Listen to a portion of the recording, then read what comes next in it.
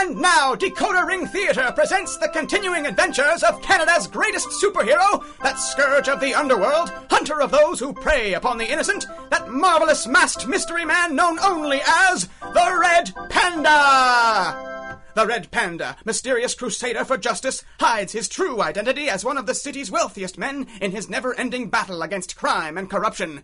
Only his trusty driver, Kit Baxter, who joins him in his quest in the guise of the Flying Squirrel, knows who wears the mask of the Red Panda. This episode, Death Danced at Midnight.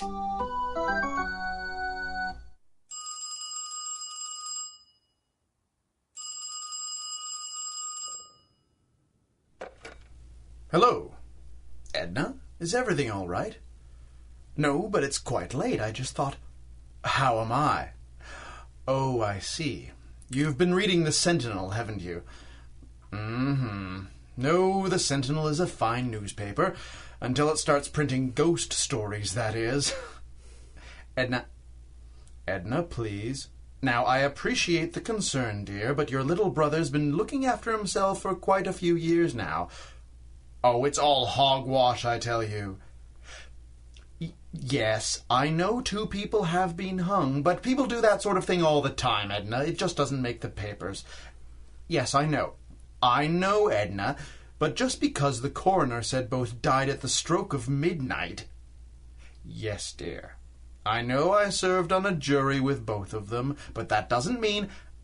Edna, please, I'm telling you, there's nothing to worry about. There's no such thing as ghosts, and if there were, I'm sure they'd have better things to do than seek revenge from the jury that condemned them. Now, those 2 deaths were more than a week apart. Are you going to call every night at 10 to 12? Because it is a joke, Edna, can't you see? Now, I want you to promise me you'll forget about the boogeyman and stop reading The Sentinel until they pick up some other ridiculous ploy to sell papers. Edna? Edna? Hello, operator? Operator, we were cut off. Hello? Strange. The line's gone dead. Who's that? Who's there? It's been a long time, O'Brien. Who are you? What do you want? More than a year now. A year since Will Holland was given the noose by a jury of his peers. A jury on which you served, O'Brien. Step out of the shadows. You didn't come to the hanging, O'Brien. No stomach for it? Or did your conscience bother you? Will Holland was a murderer. He got what he deserved. I suppose he did. Sooner or later, we all get what we deserve, one way or another. I've had enough of this. Show your face, you coward. Very well. No. It can't be. It can't be you. I'm afraid so, Mr. O'Brien. Perhaps now you understand. I'm afraid tomorrow's papers will carry yet another ghost story. The ghost of Will Holland strikes again! No! No!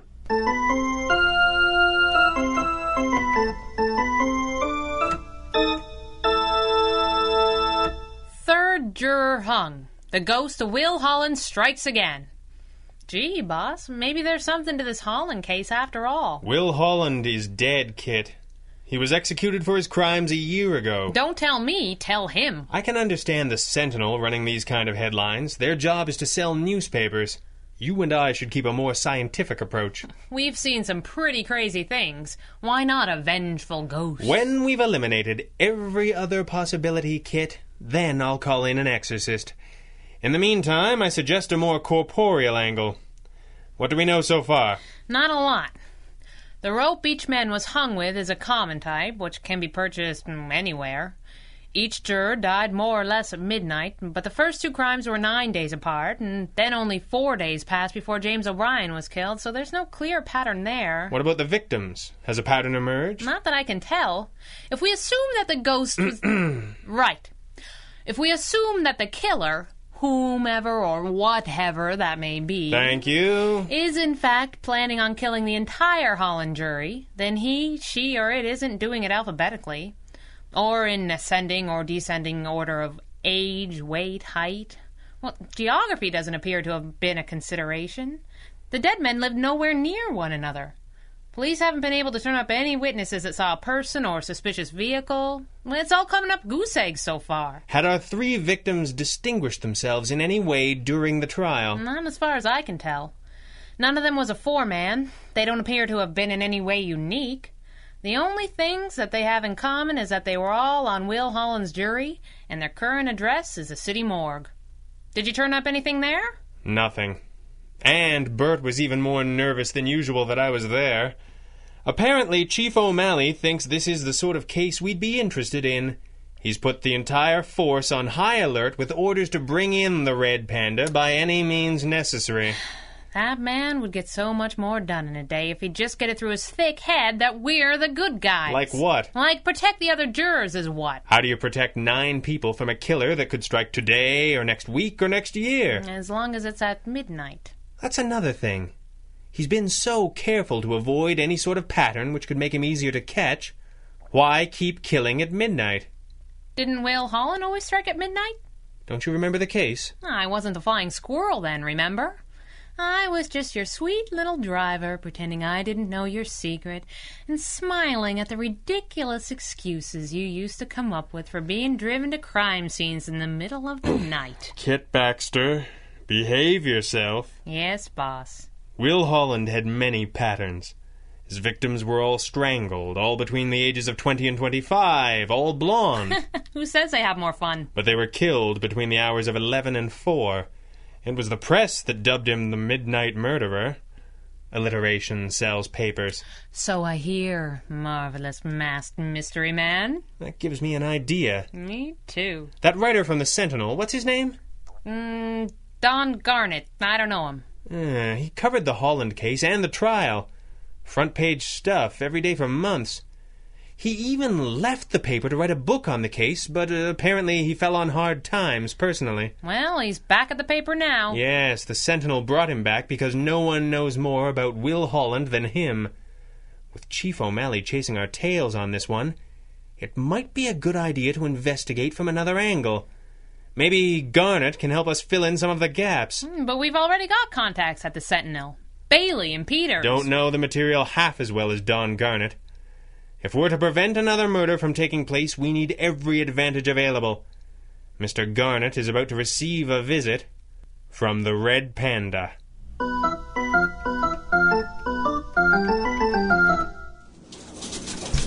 Here, we can talk without interruption.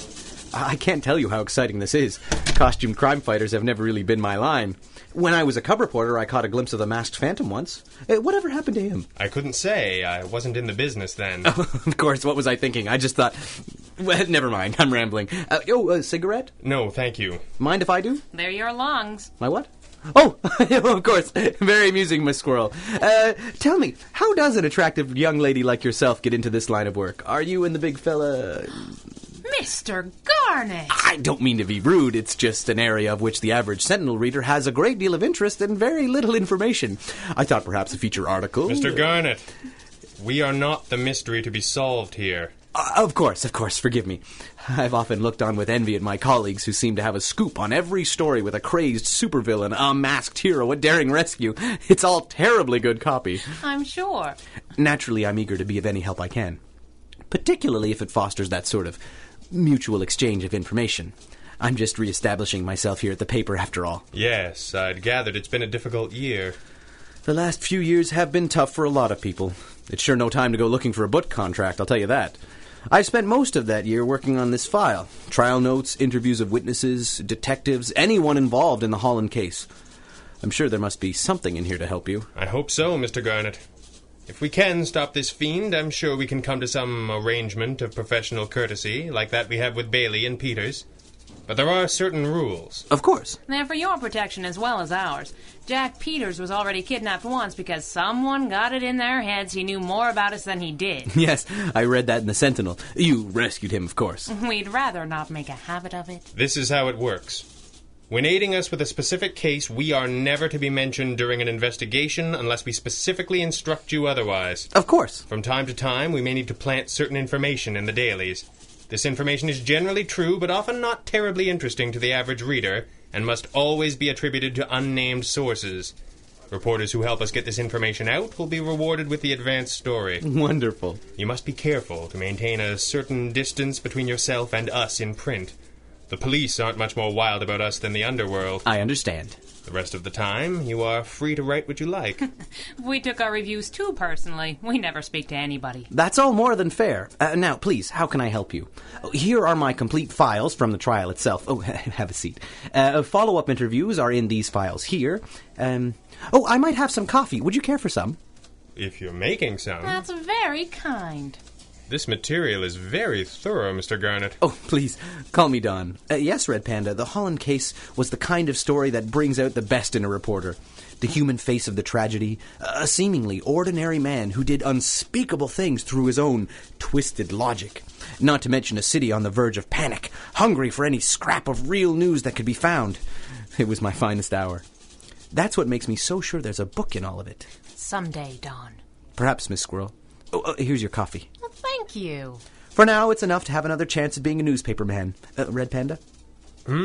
Oh, thank you. You seem quite absorbed in those courtroom sketches. Yes, they're very good. Who did them? I did. My goodness. You're a man of many talents. I also do a mean Lindy Hop, but I don't want to make your boyfriend jealous. Oh, Don, you're terrible. Isn't he, Red Panda? Yes, it's very good coffee, thank you. This picture of the jury, can you identify the victims of this new killer? You mean the ghost? Oh, I beg your pardon, Red Panda. Your job is thwarting evil mind and selling papers. Let me see.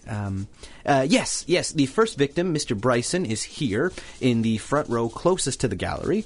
Moore, the second victim, is seated immediately behind him. And James O'Brien is just there on Mr. Bryson's right. Hello. That's right, Squirrel. Am I missing something? We've been racking our brains looking for a pattern to help us predict whom the next victim would be. It looks like our killer made himself a list while sitting on this sort of angle from the spectator gallery during the trial. Will that help us find him? Perhaps, but it tells us to concentrate our efforts on protecting this man, seated behind James O'Brien. Who is he? Owen Bishop. Oh, my goodness, such a nice man. I've got notes from our interviews here somewhere. No time, Don. It's 11 o'clock. Who knows if the killer plans to strike tonight? Do you have an address? Yes. Here it is. Good. Thank you, Don. You may have saved a man's life. Oh, wait. Am I allowed to print any of this? No, we don't want the killer to change his pattern. But as soon as we have this fiend, I promise you, the story will be yours. Geez, boss, of all the bad luck. By the time we got to the address Don gave us, realized that Owen Bishop didn't live there anymore, found out his new address and raced across town. Red Panda, it's 1:45. I hope we're not too late. Easy, Squirrel. I've got the lock open. Do you have your flashlight? Right here. Bishop moved right after the trial finished. It's bad luck, all right. But it doesn't mean the killer chose tonight to strike. Oh, no. What is it? Oh, boss, here in the kitchen. We're too late. Yes, Kit. He's dead. By the onset of rigor, I'd say he's been dead more than an hour. Boss, it's terrible. One more night and we'd have been on guard. Yes, Kit. But if we were unable to protect Owen Bishop, we can at least offer him some degree of vengeance. We can bring his murderer to justice. The Red Panda swears it. You are listening to the Red Panda Adventures from Decoder Ring Theater. Your address for adventure, mystery, and comedy. Extra, extra! Read all about it! Holland Ghost strikes again! Midnight murder spree claims 4th victim! Read all about it only in this morning's Sentinel! Extra, extra! Read all about it! I see the Sentinel got its exclusive. Oh, Red Panda. I didn't hear you two come in. Yes, We managed to beat out every paper in town with this special edition thanks to your call. It's horrible. The publisher is slapping my back, and no one realizes that Owen Bishop's death was all my fault. Don't do that to yourself, Don. It's a hazard in our line of work. We try to help people, but sooner or later, we're not fast enough or strong enough or lucky enough. It's hard, but it happens. If only I'd realized that Bishop had moved when the trial ended. You might have been able to save him. Possibly. The coroner's preliminary examination supports my findings on the scene. Owen Bishop died half an hour before midnight. Before? But why would the killer deviate from his pattern like that? I don't know. Perhaps he was caught by surprise and had to act. In any case, if we'd had the right address, we'd still have been hard-pressed to get to him in time from the Sentinel office. I just wanted you to know that. You're very kind. More so than I deserve. I haven't been much help in your investigation yet. Oh, don't be silly. You've given us a pattern that'll help us catch this fiend. He's stepped up the pace of his attacks, and we'll have him soon. Just keep our theory under wraps for a few more days. I wanted to talk to you about that. I've been doing some thinking. Yes? I was thinking about your idea that the killer sat in the public galleries during the trial. I went over my notes, trying to think of people that were there most of the trial, and suddenly it struck me. Yes? Jake Holland. Will Holland's twin brother. He was in the public galleries almost every day. He steadfastly believed in his brother's innocence right to the very end. In spite of all the evidence? It's hard for a man to accept the possibility of such evil in one so close to him. Yes, and Jake never did accept it. He was frequently warned by the judge about his outbursts. In the end, he even stepped forward with an obviously fabricated alibi for Will. Fortunately, the jury saw through it. They didn't have to. The Crown Attorney proved that Jake was lying, and in the end, he was sentenced for perjury. Perjury? Yes. 2 years less a day. His sentence was reduced for good behavior. He was released just 2 months ago. But that's only a few weeks before these murders started. That's right. I don't know why I hadn't seen it before. Where is Jake Holland now? His wife moved out of the city, bought a little store near Ancaster, a couple hours out of town. He joined her there upon his release. The thing is, the police really should question him. But if I give them this theory in any way other than in print, carefully worded, mind you... Then every other paper in town will get it at the same time. I hate to sound mercenary about this, but I think Jake Holland is a legitimate suspect. I just don't have enough to run a story without the theory about the killer sitting in the gallery, and I did promise... Yes, you did. I'd rather you let us look into this first, Don, but this is your theory, not mine, and you must do as you think best. I appreciate that, Red Panda. I hope Jake Holland is the guilty party. I hope this in some way makes up for last night. Excuse me, I'll have to hurry if I'm going to make the evening edition. He's being awfully hard on himself. He is, isn't he? I know that look. What look? That one.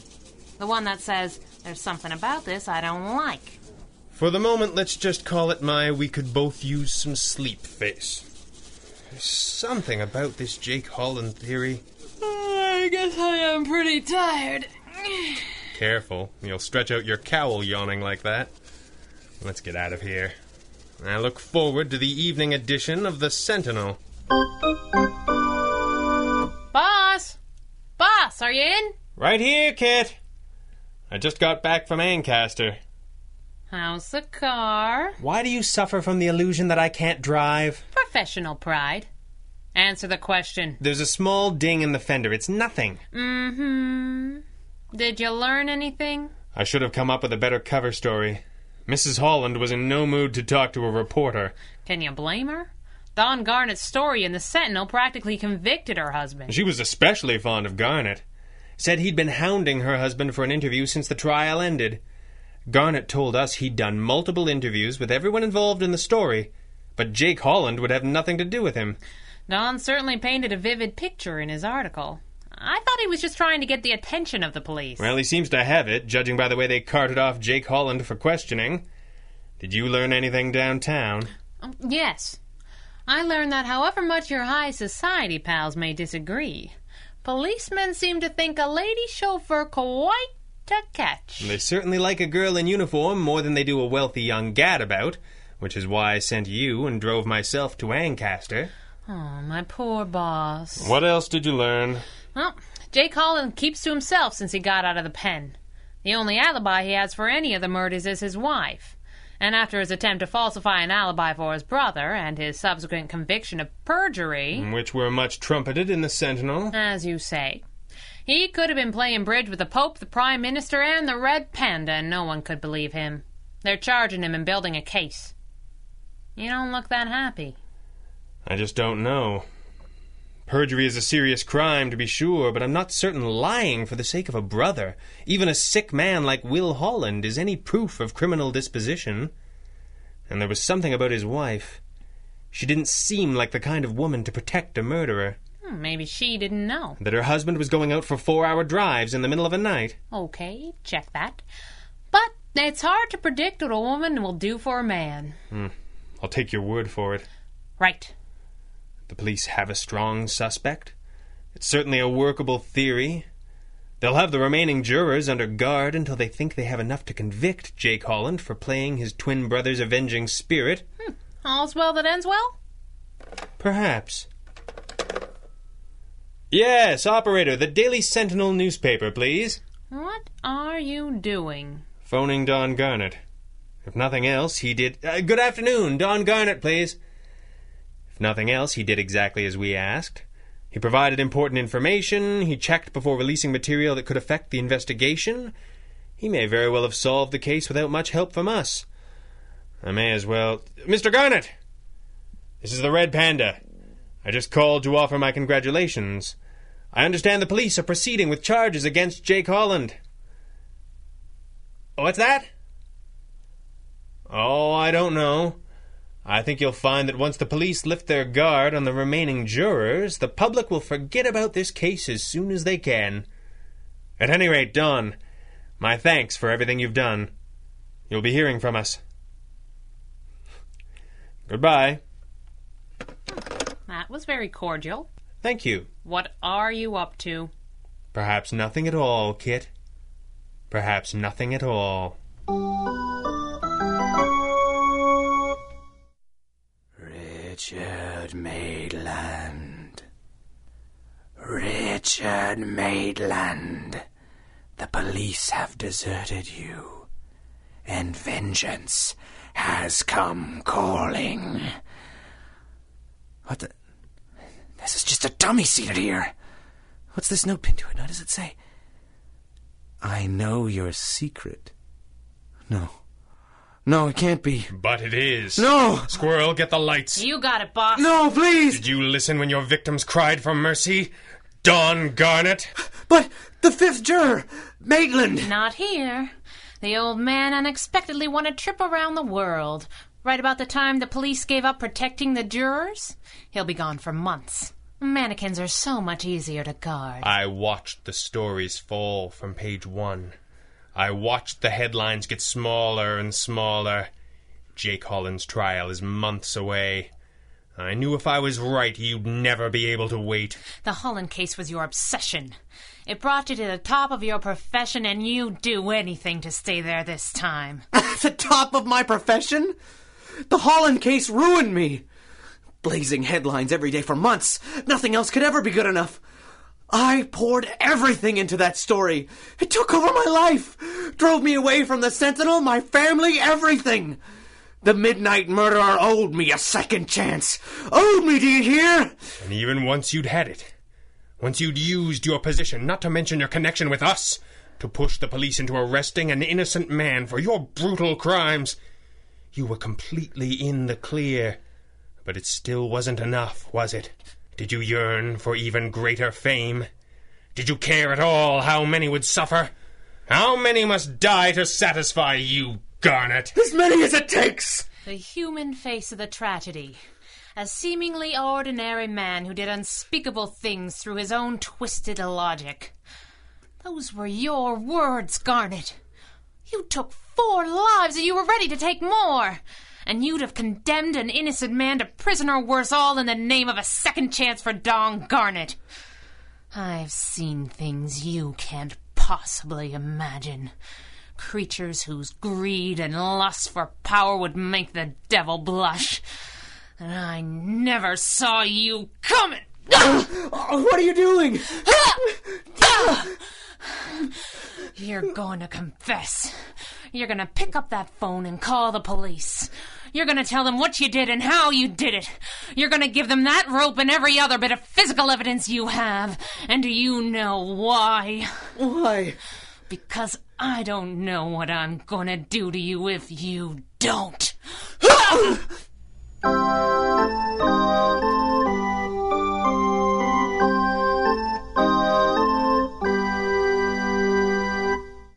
Kit? Kit, are you here? Right here, boss.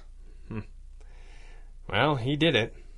The police have enough evidence to convict Garnet, and Jake Holland is a free man thanks to you. Thanks to me? Would have been hard to do without that confession, Kit. Well, there were things that didn't sit right, like Garnet not having Owen Bishop's new address, even though he'd done multiple interviews with everyone involved, including jury members. Bishop had moved right after the trial ended, and Garnet couldn't very well have interviewed him while the trial was ongoing. It could have been an honest mistake. Or he could have meant to send us on a wild goose chase while he raced across town to take his next victim. He needed that headline, even if it meant breaking his own pattern and killing Bishop before midnight. But without the confession, it takes a lot more than the vague suspicions of a masked vigilante to convict a man of murder. I shouldn't have reacted that way to Garnet. Kid, we caught him red-handed. It's not like there was a chance he was innocent. I don't just mean that. I mean... Oh, boss, maybe I'm not cut out for this. I really trusted Don Garnet. I should have seen... It's a hazard of our line of work. We try to help people, but sooner or later we're not fast enough, or strong enough, or lucky enough. It's hard, but it happens. Me, right? You're very quotable. And maybe the entire Justice Union should turn in their masks, because if you're not cut out for this, no one ever was. You can be pretty sweet sometimes. Thanks. And, thanks for not saying I told you so. That whole week while we were guarding the mannequin, I was sure you were wrong. Well, I'm glad that I wasn't. What? Why? I'd already paid for a juror's trip around the world.